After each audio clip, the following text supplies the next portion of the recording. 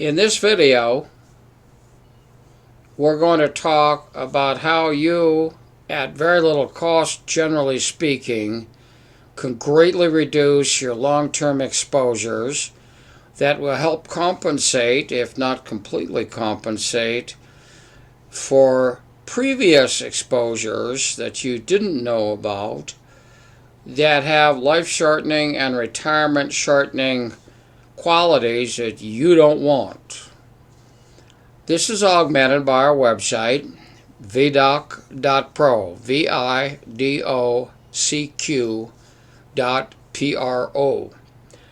which is referenced with 50 scientific and technical references, probably right now about 36 help sites that offer free advice and free help to augment what you'll learn watching these videos.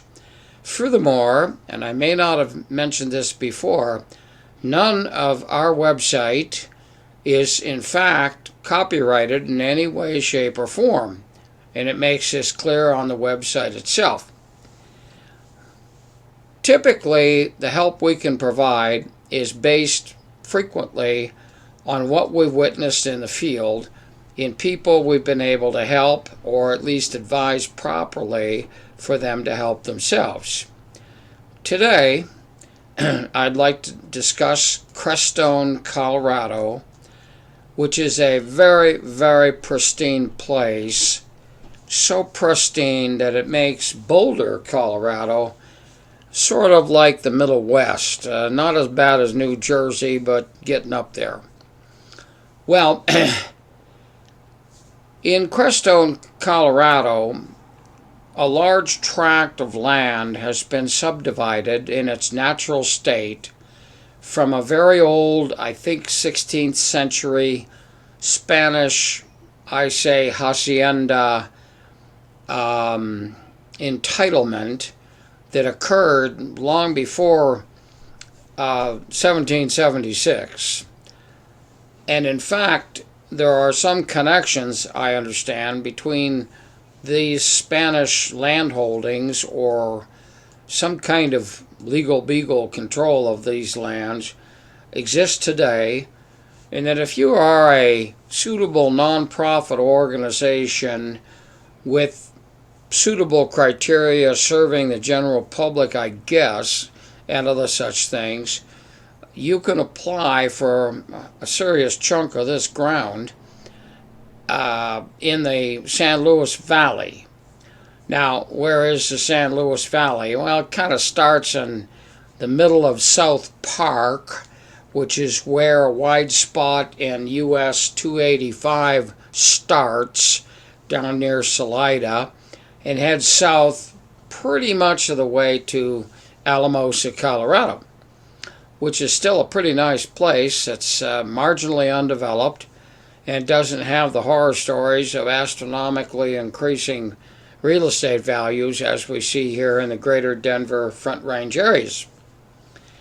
Well, getting back to the San Luis Valley and Crestone, Crestone is a really pristine area, and our client had a chunk of this ground. It was granted properly and all that some years back to a nonprofit organization, we'll say, in the Pacific Rim.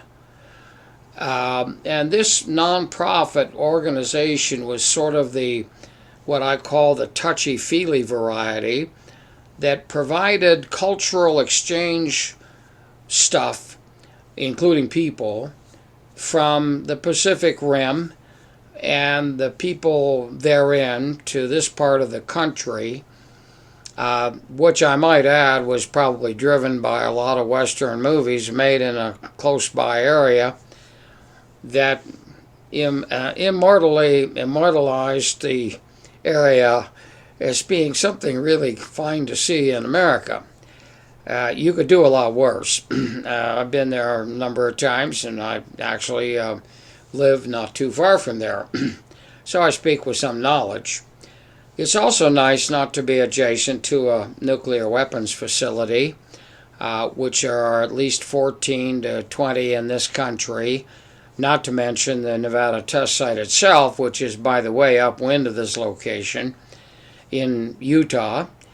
What else? And other natural disasters and disasters that aren't so natural. The only thing that historical evaluation of sources of contamination yield basically in the San Luis Valley is in fact hard rock mining, precious metals, gold, silver, and as we've learned in previous videos from this author and scientist, we know that when you dig a hole for gold or silver, you're going to get arsenic and mercury and cadmium and zinc and on and on and on. Really, really bad actors, actually. And if you smelt these in or near that location, then you're going to spread these poisons all over. What you may not know is mercury and arsenic have very low melting and boiling points. And when they go through the smelting process to extract things like gold and platinum and so forth, the temperatures far exceed their boiling points. They vaporize, they pass through air handling systems, air cleaning systems, smokestack cleaning systems, you name it. And pretty soon the countryside for many hundreds of kilometers around has elevated levels of the bad stuff that you and I don't want to be exposed to. Well, this firm in the Pacific Rim secured the land and hired apparently an architect locally who, I might add, makes very aesthetically appealing buildings. And they really are. They're just beautiful. They kind of blend in with the landscape. They use materials that are local and hence are low carbon footprint because they don't spend a lot of energy and fossil fuels getting the building materials to the site of the construction itself. Now, this is all fine and well, and this particular building was absolutely beautiful, and it was LEED Platinum certified. Yes, remember the elementary school in Boulder, Colorado. LEED Platinum certified, $305 a square foot. And the 10-year-olds were complaining of elephant farts in the building right after it was completed, when all the money was gone. Well, this building might have been worse. It's probably worse. We got called in because when visitors from faraway places, such as the Pacific Rim, 15,000, 20,000 kilometers on the other side of the planet, I guess, arrive, and they'd stay for a few days or a week or 2 weeks, maybe longer, and they would undergo training and educational opportunities, as well as the beauty of the area and the landscape and its visitation rights and so forth, blah, blah, blah. And then they would return from whence they came. Well, this is all fine and well, but when they went back, they had already gotten negatively impacted. I guess they were complaining of sickness, ill health, maybe headaches. I don't know what all the litany of complaints were. But when we got our call from the facilities manager, this guy was probably not an actual degreed engineer, much less a professional engineer, but he had substantial authority over the facility and to make certain that people, of course, wouldn't be injured if they came to visit. And you get injured after a couple of days or a week or two, why, you got a serious problem. Well, apparently he'd been getting some complaints from people after they returned to their homes, and he was kind of wringing his hands fit to be tied because the place really looks like $1 million. And it was a lot more than $1 million to make this place. A brief overview is a landscape adjacent to Great Sand Dunes National Park, which you may know as Great Sand Dunes National Monument from previous designations by the National Park Service. It's basically a stone's throw to the south. I think it's the next road from the main road going south. You make a left turn there, you're going east, and boom, you're in Great Sand Dunes National Park, which is an absolutely beautiful, unique area that the people in Washington, D.C. should start respecting. Could be the last place we have with such qualities. Well, Crestone is a very sparsely populated little town. I think I'm guessing about 500 or 600 people there. And some of the people that work at this facility live in nearby towns, which really aren't very nearby.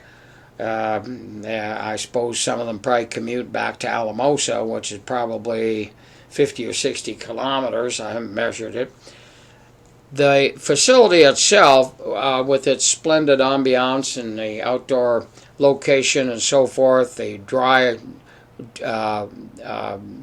dust-laden climate,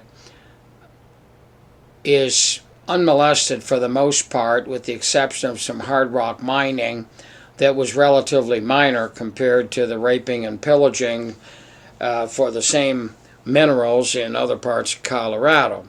So by comparison, this place is really clean. If you go into the facility, and there's 2 or 3 buildings close together, the first thing that I noticed was this incredible expanse of absolutely beautiful, pure white woolen, 100% wool, no nylon here, folks. $100 a square meter, $150 a square meter, who knows? Probably about, 1,000 to 2,000 square meters of this carpet alone. Now, when you buy this kind of carpet, you still have to add on the cost of installing it. So you could be on the wrong side of a couple of $100,000 just for the floor covering. And it was absolutely pristine. And people like me and the folks that worked there were not even allowed to walk on it with their street shoes. They had a big corral there of slippers for people, much the same as you see in the Orient, the Far East, when you enter buildings there. And this works out really well. The carpet was still absolutely pristine and so forth. And we'd gotten a call from this guy about a month before we actually got down there. For various logistics reasons, it was mid-December actually when we got the first call. And that created problems because the laboratories that we know and trust to do the appropriate analysis that we need for such a client, those folks, of course, are kind of gone from the middle of December down into about the first week of January. And that tends to delay stuff. Well, after working around these logistical issues, I got down there to discover this pristine area, the pristine building, the location, and of course this incredible carpet. Well, before I had actually gotten there, I had gotten a kind of a mayday call from this building superintendent, so to speak, and he was sort of fit to be tied, wringing his hands and all that, as to, basically he said, "Greg, what can we do?" He was sort of desperate, actually, and I said, well, you mentioned that there was a lot of carpet in the place. Carpet, generally speaking, can be a very serious issue, especially if it's made with artificial hydrocarbon substances, like nylon, for example. Well, I had no idea that they had poured out this kind of money for real wool. And this was not a wool blend or something cheap. They must have imported this from who knows where. Anyway, so they got this really nice carpet. I said, carpet has a lot of problems. Now, I'll be down there in a few days or a week, whatever it was. Why don't you write to the manufacturer of the carpet and see if you can get an MSDS on it. And by the way, while you're doing the carpet, get the MSDS on the carpet mastics that might be used to hold it down. Well, this was the right question, and it was luck. I don't have clairvoyance. I'm a scientist. I'm an exposure scientist. We got on, we look at things out, then we take samples that we think are appropriate to start our method of optimization. We get laboratory results back, and then we readjust our target, which is kind of moving, and to attempt to zero in on what the problems may be based on analytical results from laboratories we know and trust. And there's quite a few out there, actually, because not all laboratories do everything. In fact, you wouldn't want a laboratory that does everything. You'd be lost in a maze of numbers and sample numbers and who knows what. It's bad enough as it is, just following the maze sometimes. Anyway, having worked in a laboratory in the 60s and 70s and beyond, and supervised a laboratory in an environmental consulting firm, I can assure you that you want to avoid trying to get the right questions from the right people under the right circumstances the first time you call. I can do that most of the time. Well,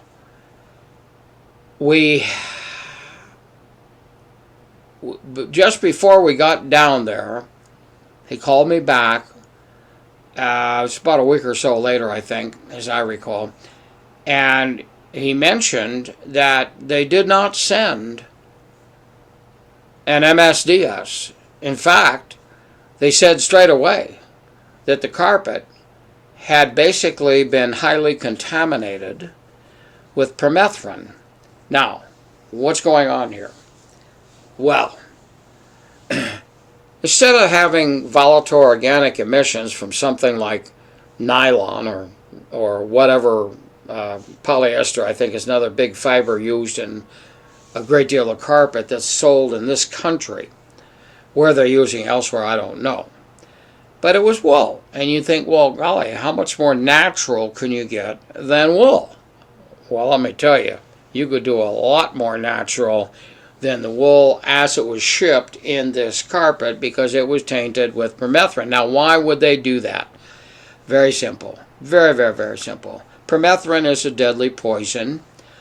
Its toxicity has been played down because the manufacturers of permethrin were able to bribe the regulatory agencies, schmooze over local health authorities if they'd ever have enough funding to actually look at things like permethrin that had already been cleared by federal authorities who are not. They're not authorities, they're whores, corporate whores, and we see it all the time, not just in environmental concerns. Well, what happens? They got the carpet, swimming in permethrin, people are complaining with medical consequences of exposure. The architect is probably a pretty boy, kind of like Mr. Frank Lloyd Wrong, who has made a lot of very, very expensive multi-million-dollar high-end facilities. And if you buy one, you're probably going to be swimming in mold, bacteria, and radon, sort of like the place back east that has a stream running over the roof, as if a slab of concrete is always monolithic and never develops cracks. You'd think a world-class architect would know better than that, wouldn't you? Well, the old industrial hygienists in here, we see this stuff all the time, and very few people are listening.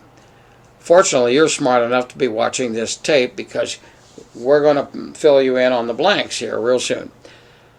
He gets this statement of permethrin, and I start looking into it.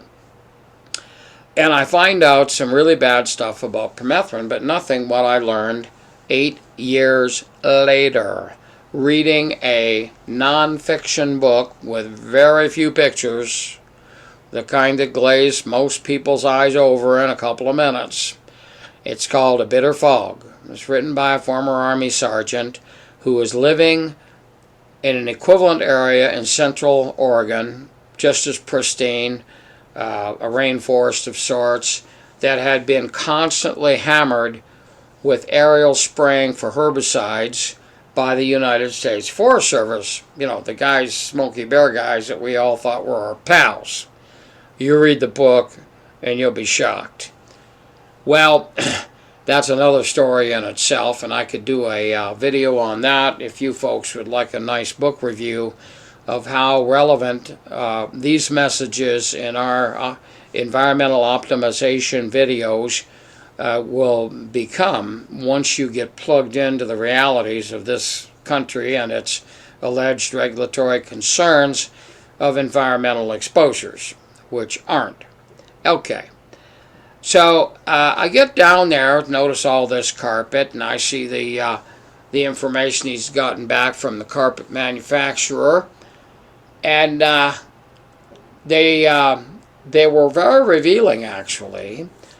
I never did meet the architect, but being a pretty boy, we had to finger him because he's the guy that specified it. I mean, who else are you going to blame for all that carpet?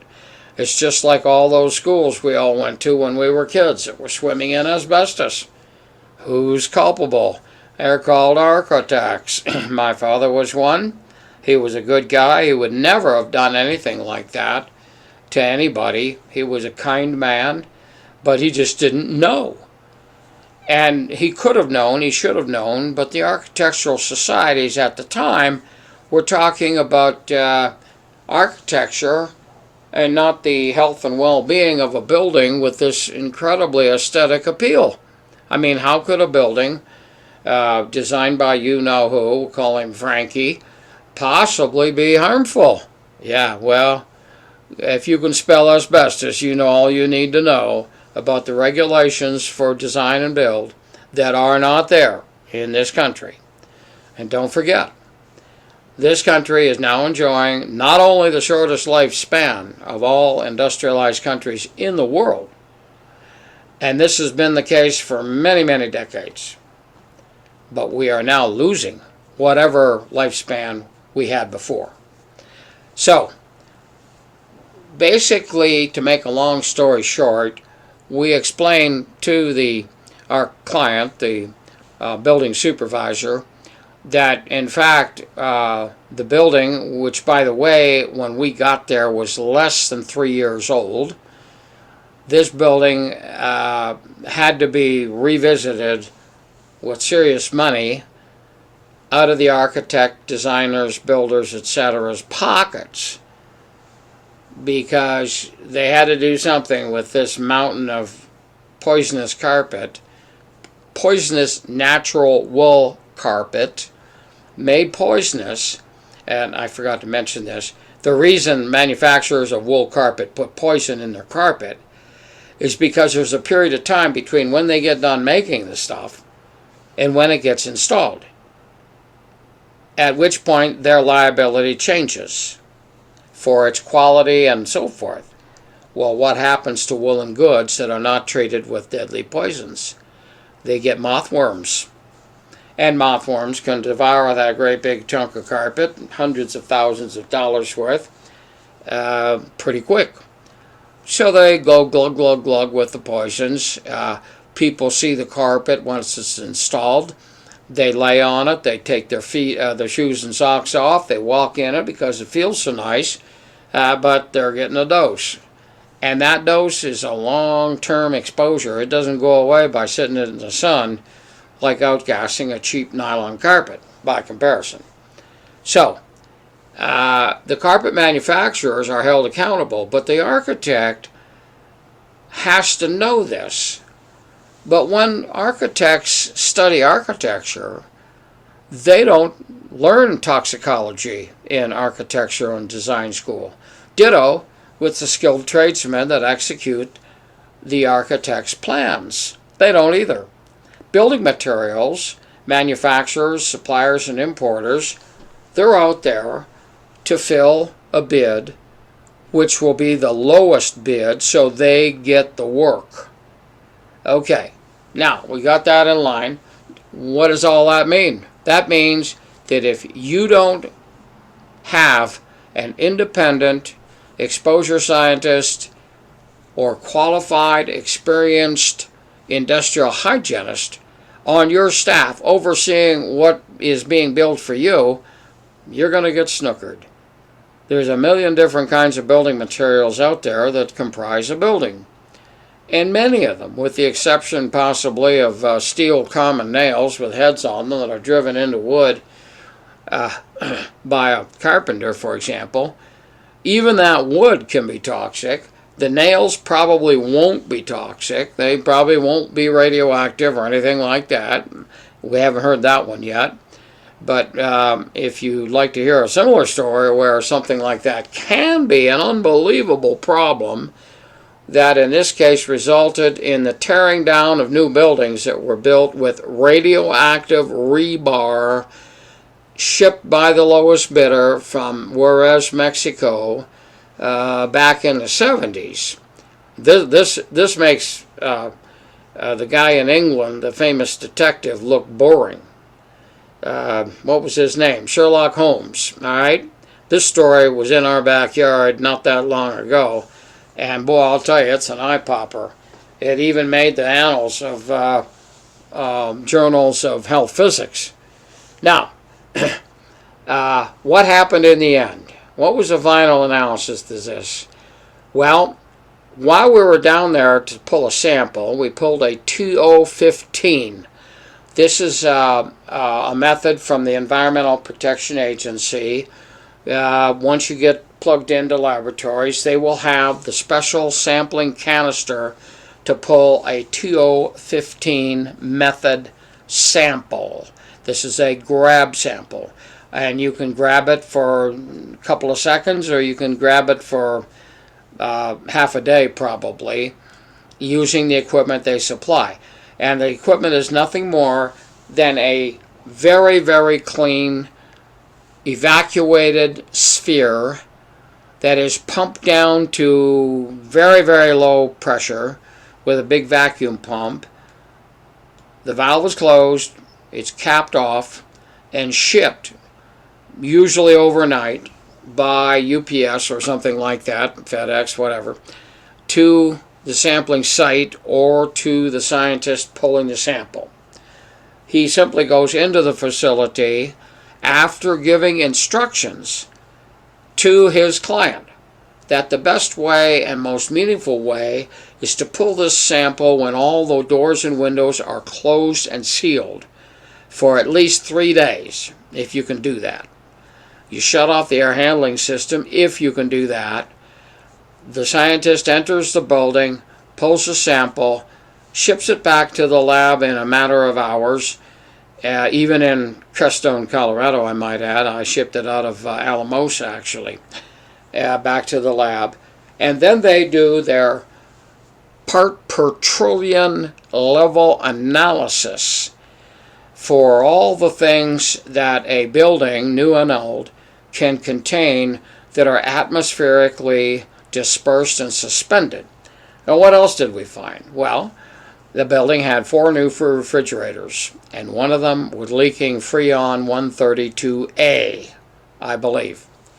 Now, what is 132A? Well, it's a global warming gas that's less bad than the previous ones.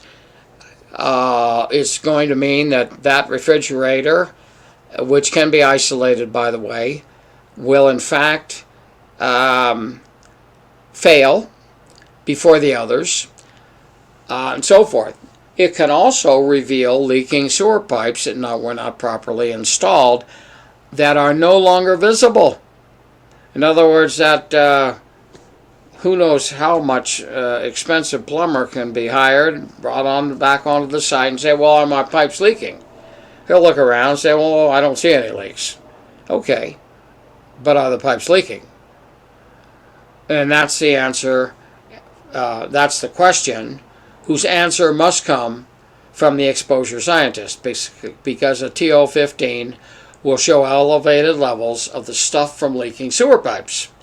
which can come up through microscopic cracks in concrete slabs and so forth, that will in fact have a negative impact on the quality of life and operations and so forth in the building of concern.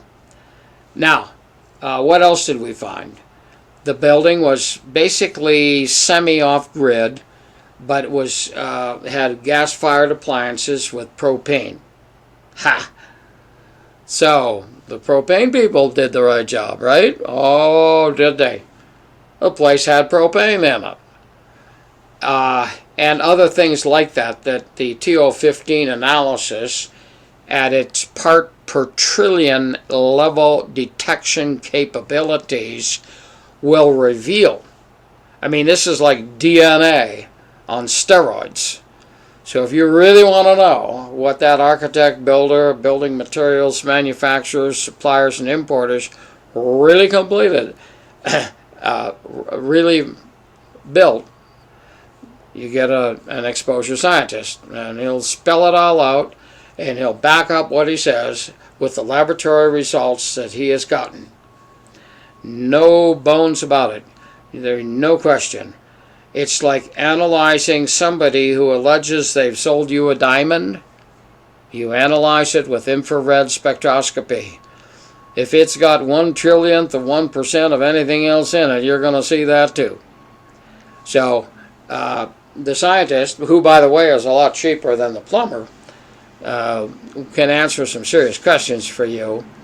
And as usual, we provided this client with our oversight capabilities should remediation of these serious problems get underway and go to fruition. Well, it didn't happen. And to this day, which has been over 6 years, we still have yet to hear back from this facility. It's so sad that people are willing to put up with stuff that they don't have to put up with. It's kind of like Lois Gibbs at the Love Canal. She was just a regular run-of-the-mill housewife. Her children were getting cancer and she was concerned. Can you imagine that? A mother being concerned about all those children in her neighborhood getting cancer. She took the matter into her own hands and changed the world.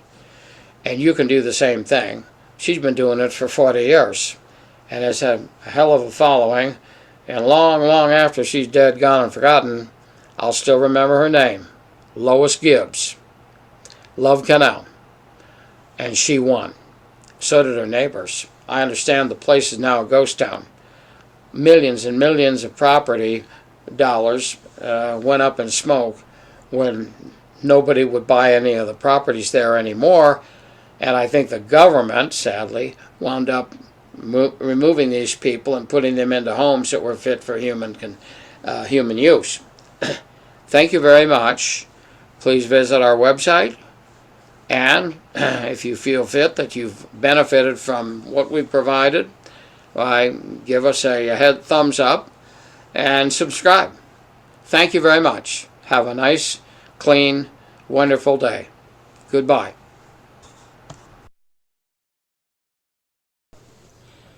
Recently, I made a video mentioning a beautiful, pristine building in a pristine area of southern Colorado, in Crestone, Colorado, actually, just north of Great Sand Dunes National Monument, now Great Sand Dunes National Park.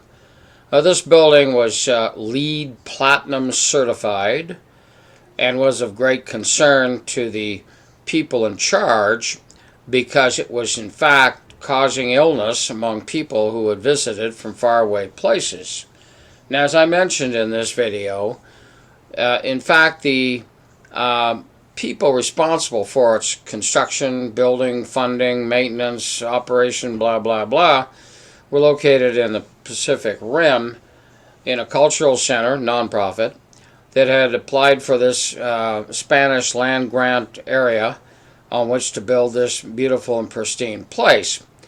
Well, near the end of this assessment that we did there, we in fact determined that the most likely culprit, but there was no follow-through on their part, was permethrin, which is a pesticide, a dangerous pesticide that has really bad consequences, and whose EPA certification for safe use was fraudulent. In fact, totally fraudulent. Well, the permethrin, as I mentioned in this video, was used to moth-proof woolen carpet, of which this facility had copious quantities, and it was absolutely beautiful. It was pure white, clean as a pin, and people would come and visit apparently, and then return to wherever they came from, and they didn't feel very good. Well, we suggested and found that permethrin was a potential serious problem, but we did pull a TO15 EPA method for atmospheric stuff in that building, and found, of course, Freon 134A and leaking from one or more of the new refrigerators they had placed in the building when construction was completed less than 3 years prior to our arrival on the site. And of course there was propane, because it was propane fired equipment that had been installed according to specification and passed whatever building codes were in place at that time. But nevertheless, hey, there's some propane, guys. Where's it coming from? Well, it's that great big bottle outside. That's the source of all the propane inside, including what you're breathing. Actually, if all you're breathing in a toxic building is propane, you don't have a toxic building. Anyway, getting back to the woolen carpet and the permethrin and so forth, I mentioned in the YouTube that, in fact, permethrin was basically found to be fraudulent by myself reading a book called Bitter Fog, which I have the copy of right here. And A Bitter Fog by Ms. Carol Van Strom is a very, very important document, not just because its condemnation of the immoral and illicit use of herbicides by the United States Forest Service. Think Smokey Bear here, guys. Alright? Not only that, but this is a book of empowerment and how you can be empowered to take over what you're breathing and where you're breathing it, and on and on and on. This is a blockbuster. It's not new. I read it, as I mentioned, many years after we were down in Crestone, Colorado, and discovered the fraudulent way that permethrin was certified by the EPA by a contract laboratory in that area of Central Oregon. I think maybe it was Portland, Oregon. Don't remember. You can find out in the book. And remember that they're not supposed to be certifying anything anymore, and to check the certification of things that already are certified by the United States Environmental Protection Agency, one of my former employers on at least 2 occasions, to protect yourself from what you thought they were protecting you from. Now, recently, I intercepted, and I can't remember how I did this, a container of a medicine. Hey, look at this, guys. Let's see. Can you read that? Let's see. Let me bring that up closer to the screen. Okay. Now, you see that? Okay, guys. Hey, check the manufacturer there. This tube of cream, I'm not sure, it says for external use only. I'm not sure where on your body you're supposed to put this, but I suspect you probably put it on your scalp or hairy regions of your body if you've got little creepy crawly guys that might have the same toxicity, sensitivity to this substance on your body as it does to the permethrin put in woolen carpet, to make sure it doesn't have similar species of creepy crawlies eating the woolen carpet prior to its installation. And of course this makes the who knows how expensive carpet fall to zero in value if it happens prior to installation. We don't talk, of course, about what happens to people who might go to sleep on the carpet or do other things that people do on carpets, usually with not very much on. I won't go any further. Thank you very much. I wanted to bring this to your attention so you too could use today's science, exposure science, to enhance the quality and length of your life and retirement. And remember, if you drop dead when you're retired prematurely, you've just saved all those corporations and the government a whole bunch of money. So it's to your advantage in more ways than one to not drop dead prematurely. Thank you. Have a nice day.